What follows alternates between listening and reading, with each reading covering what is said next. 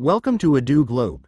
Discover new ideas, learn exciting things, and be amazed every day. The 21st century opened with a shocking headline that shook the entire planet. On September 11, 2001, the world witnessed a disaster broadcast live on television. Two massive towers, known as the World Trade Center in New York, stood as the pride of modern civilization, until that day when everything changed.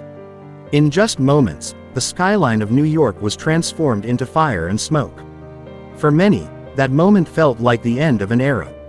People across the globe watched in disbelief as America's most iconic landmark collapsed before their eyes.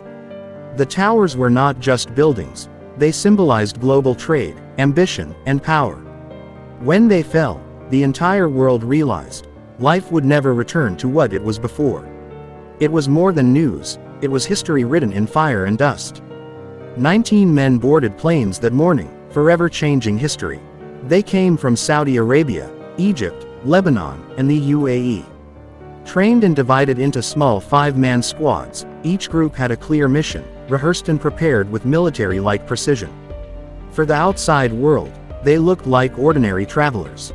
But in reality, every step was part of a deadly operation years in the making. Their training was not random. Each hijacker had been carefully selected and drilled in flying basics, physical endurance, and secrecy. Divided into teams, 1 leader and 4 followers, they knew exactly when to move and how to act inside the aircraft. While the world carried on with its daily routine, these squads carried a plan designed to shock the globe, an act that would mark the start of a new era of fear and war. The early morning flight takes off just like any other, passengers unaware of the storm about to unfold. But inside the cockpit, a plan carefully crafted is now in motion. Mohammed Atta, the leader of the hijackers, steps forward with deadly precision. In seconds, chaos erupts as the pilots are attacked and forced out of control. The plane, once a vessel of routine travel, is transformed into a weapon of terror. Fear spreads among the passengers, while the cockpit becomes the command center of a horrifying mission. As Atta takes control, a chilling mistake occurs. Reaching for the intercom to silence the passengers, he accidentally connects to air traffic control. Controllers on the ground hear fragments of his words, cold, unsettling lines that reveal the hijack in progress. What should have remained hidden is suddenly exposed, a ghostly signal floating across the airwaves. Yet, confusion delays the response. For the passengers, terror grows as their worst nightmare begins to take shape, while the world below remains unaware of what is about to come. The aircraft, once following its normal flight path, suddenly begins to turn. At first, it seems like a technical adjustment, a routine diversion. But soon, the shift becomes undeniable. The plane is heading south, steering toward New York. Passengers glance through the windows, confusion spreading. Some whisper in fear, others try to reassure themselves that the pilots must know what they're doing. But in reality, the cockpit is no longer under the command of its rightful crew. A silent storm is drawing closer to the city skyline. On the ground, air traffic control begins noticing the strange deviation. Controllers mark the change, wondering if it's a navigation error or a hijack in progress. Airports in the region stand by, waiting for communication, but the lines remain tense and broken. Above, the aircraft continues its steady approach toward the New York skyline. What looks like an ordinary jetliner to those watching from the ground is, in reality, a weapon closing in. The stage is set for history to change forever. While the first jetliner changes course toward New York, another flight faces a similar fate. A second team of hijackers moves into action. Among them is Marwan al-Shahi, a young man in his mid-20s, now at the controls of a plane originally bound for Los Angeles. Passengers are unaware of the deadly redirection. To them, it feels like turbulence, or perhaps an unplanned adjustment. But in reality, the aircraft is no longer headed west. It is turning east, aligning with the same skyline already under threat. On the flight deck, the hijackers enforce control with chilling precision. They know the timeline, the target, and the chaos already unfolding with the first plane. For ground controllers, 2 aircraft veering off course is no longer coincidence. It signals a pattern, an attack in progress. Yet for those trapped on board, the truth remains unclear. Some still cling to the belief that the detour is temporary, while others sense the rising fear in every whispered conversation. The sky above America is no longer safe. As television cameras broadcast live images of smoke rising from the North Tower, millions of viewers across the world believe they are witnessing a tragic accident. But within moments, the unthinkable happens. A second jetliner, flying low over Manhattan, cuts across the sky. In real time, on live television, it slams directly into the South Tower. The explosion, the fireball, the raining debris, this is the moment that transforms uncertainty into certainty. The narrative shifts instantly. This is not a mistake, not pilot error, not an isolated incident. This is an attack on America. In that instant, the world's understanding changes. News anchors abandon the word accident and declare the truth: America is under attack. Panic spreads not only in New York but across every major city watching live. People on the streets scream, reporters lose their words, and millions glued to their screens feel the weight of history unfold before their eyes. The attack is no longer a local tragedy, it is now a global event, witnessed by everyone in real time. The turning point has arrived, forever etching September 11th into the memory of mankind. As the nation reeled from the twin strikes in New York, another aircraft was already in the sky with a deadly mission. This time, the target was not a skyscraper, but the very heart of American defense, the Pentagon. Reports began streaming in, linking intelligence agencies and military command to the unfolding crisis. Suddenly, this was no longer just a tragedy in New York, it was a coordinated assault on the United States itself. Military leaders scrambled as alerts spread through Washington, D.C. All 4 hijacked planes were now accounted for, each with its own devastating path. The Pentagon strike added a new layer of fear. If the nation's defense hub could be penetrated, where was truly safe?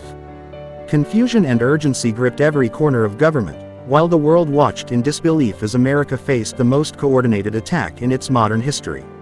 Far from New York and Washington, passengers on Flight 93 realized the grim truth through frantic phone calls: their plane was part of the same deadly plan. Fear turned to courage as whispers of a revolt spread among them. Strangers became allies in a desperate choice: stop the hijackers, even at the cost of their own lives. Their bravery would mark one of the most heroic moments of that dark day. When the passengers stormed the cockpit, chaos erupted. The hijackers, caught off guard, fought back, forcing the jet into a sharp dive. But the passengers never let go of their mission, preventing another catastrophic strike. In a Pennsylvania field, the plane crashed, sparing countless lives in the capital. Their final act of defiance turned tragedy into a story of collective heroism. Within moments, the Twin Towers began to collapse, sending clouds of dust and debris across New York City. Thousands were trapped inside, with casualty figures mounting, over 1,000 in one tower, more than 1,600 in the other. The skyline itself was torn apart as the unimaginable unfolded before the world's eyes. Amid the chaos, some on the upper floors faced an impossible choice. With no escape, a few leapt from the windows, their final moments etched into history. By the end of that day, nearly 3,000 lives were lost. It was a tragedy not only for America but for humanity, marking one of the darkest chapters of the modern era. In later interviews, Muhammad Atta's father refused to accept that his son was behind the attacks. He insisted that Atta had been framed, pointing towards intelligence agencies like Mossad as the real culprits. His statements reflected the deep denial many families expressed, struggling to reconcile the horrific events with the lives they thought they knew. Some families of the hijackers also denied involvement, claiming their relatives were from wealthy, stable backgrounds, far from the image of desperate extremists. These counter-narratives fueled speculation, raising questions and sowing doubt. While officials stood by the evidence, the clash between facts and family denials became part of the broader story of 9/11. Beyond the human cost, the attacks sent a shockwave through the global economy. Stock markets in the United States closed for days, and when they reopened, billions were wiped out in hours. Estimates suggest losses in the trillions, with some reports citing a $1.4 trillion hit. From airlines to insurance firms, entire sectors collapsed almost overnight, showing how fragile financial systems are in times of crisis. Yet, not every industry suffered. While airlines and tourism bled, defense and security firms saw their stocks climb. The shift raised uncomfortable questions: who bears the losses, and who benefits when nations go to war? While ordinary citizens faced unemployment and economic fear, the military-industrial sector experienced growth, reminding the world that even tragedy can reshape profit and power. In the days following the attacks, U.S. President George W. Bush addressed the nation. His message was firm. What happened was not an accident, but a calculated act of terror. The White House directly named al-Qaeda as the group behind the operation, placing Osama bin Laden at the center of global attention. This official stance shaped how governments, media, and the public understood the events in their immediate aftermath. At the same time, Osama bin Laden's name circulated worldwide, with media outlets replaying his image. Through Al Jazeera, he issued statements where he appeared to deny direct involvement, while also delivering words that many interpreted as ambiguous. This contrast between Washington's accusations and bin Laden's denial added layers of uncertainty, fueling debates about responsibility and intent even as the world demanded answers. In the days after the tragedy, Muslim leaders worldwide spoke out. The Organization of Islamic Cooperation and various scholars condemned the attacks, stressing that such actions violated the very principles of Islam. They reminded audiences of Prophet Muhammad's clear rules. In war, non-combatants, women, and children must never be harmed. These voices sought to separate faith from violence, highlighting an ethical and religious boundary many felt was crossed. Despite these condemnations, Muslims in Western countries faced a different reality. Hate crimes spiked, mosques were vandalized, and women in hijab were harassed. Many lost jobs or felt targeted simply because of their faith. The social impact was immediate. Fear, suspicion, and discrimination grew alongside grief. While leaders tried to separate terrorism from religion, everyday Muslims often bore the weight of backlash and misunderstanding in their communities. After the September attacks, Washington issued a firm ultimatum: the Taliban must hand over Osama bin Laden and dismantle al-Qaeda camps in Afghanistan. The demand was framed as non-negotiable, a test of loyalty to the global order. Taliban leaders hesitated, asking for evidence and dialogue. Their refusal to comply with America's direct conditions set the stage for an inevitable escalation. The standoff was not just about one man, but about the clash between a superpower and an isolated regime. By October 2001, the U.S. launched its invasion of Afghanistan, calling it the first chapter of the War on Terror. Fighter jets struck Taliban positions, while ground support was extended to Northern Alliance forces already resisting Taliban rule.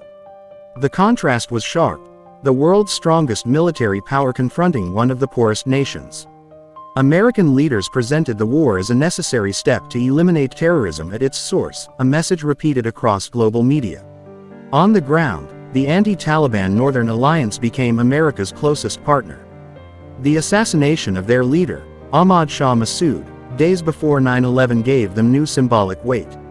U.S. support, weapons, intelligence, airstrikes, quickly tipped the balance. Taliban strongholds began collapsing, and Kabul fell within weeks. The narrative of liberation mixed with questions of sovereignty. Was Afghanistan gaining freedom, or merely exchanging one power for another? The war's political endgame emerged at the Bonn Conference in late 2001. International delegates and Afghan factions agreed to install Hamid Karzai as interim leader. Presented as a step toward stability, it also reflected U.S. influence in shaping Afghanistan's future. The War on Terror had begun not just on battlefields but also in political halls. What started as an ultimatum had transformed into a full-scale reordering of Afghanistan under foreign watch. As the war in Afghanistan unfolded, mainstream Western media largely echoed official narratives of precision strikes and rapid victories. In contrast, Al Jazeera aired disturbing footage of bombed villages, injured families, and civilian funerals. These images challenged the sanitized version of war shown elsewhere. For many viewers in the Arab world, Al Jazeera's broadcasts became the most authentic window into the human cost of the conflict. Yet this clash of perspectives fueled growing tension between Washington and the Doha-based channel. Soon, controversy reached a boiling point. Reports emerged that Al Jazeera's office in Kabul had been hit by U.S. bombing. Supporters of the channel claimed the strike was intentional, a warning to silence critical coverage. US officials insisted it was a mistake, saying the building was not deliberately targeted. The story spread widely, sparking debates about press freedom in wartime. Was the destruction of a media office collateral damage, or a calculated move against an inconvenient voice? Adding to the controversy, Al Jazeera accused the US of detaining its journalists. Some cameramen were reportedly arrested and sent to Guantanamo Bay, raising international criticism. Rights groups questioned how reporters covering war could be treated as suspects. Washington justified such actions under its broad anti-terrorism framework. These events highlighted a darker angle of the war on terror, not only a battle against militants, but also a struggle over who controls the narrative of war. Within only a few months of the US-led invasion, the Taliban regime collapsed. Their fighters abandoned key positions, and Kabul swiftly fell. What had seemed like an entrenched government dissolved under military pressure, leaving the international community to shape what came next. The speed of the Taliban's downfall shocked many observers worldwide. In December 2001, Afghan factions and international powers gathered in Bonn, Germany. The conference produced a plan for a new interim government, placing Hamid Karzai as its head with broad foreign backing. This was presented as a fresh start for Afghanistan, marking the end of Taliban rule and the beginning of a new political chapter, though uncertainty remained.